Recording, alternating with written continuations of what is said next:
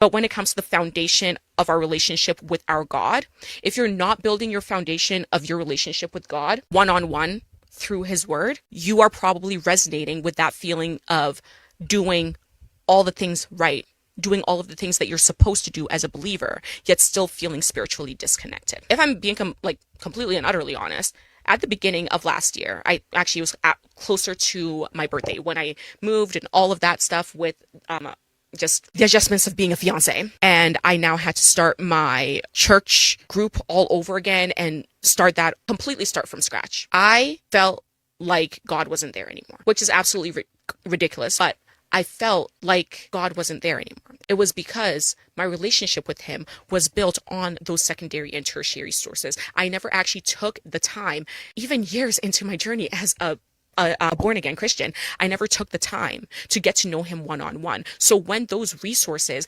that were shakily holding my relationship with God together were no longer there, when I could no longer depend on the same church community because I had now moved, when I could no longer anchor myself in the same worship group and all of these things because I had now moved, I felt like God wasn't there anymore. And that's the danger of being a believer who completely has your relationship with God built on secondary and tertiary sources. But as a believer, the foundation of your relationship with God has to be in his word. Like, you insignificant human, who do you think you are? The Lord convicted the F out of me about how I had been so selfish in my relationship with him.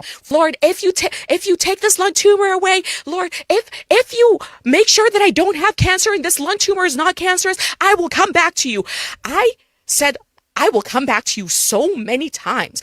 God answered my prayers so many times, and I still went back to the New Age movement. I tried to dress God up in New Age rhetoric, trying to make him more acceptable to my worldly view, as if our God even wants to be loved by the world, BFFR. But that was what I was doing for so long, and it got to the point last year where I was without my church, where I was having to start everything anew, and I realized, oh my goodness, without my church, without my Bible study group, I do not have a relationship with God.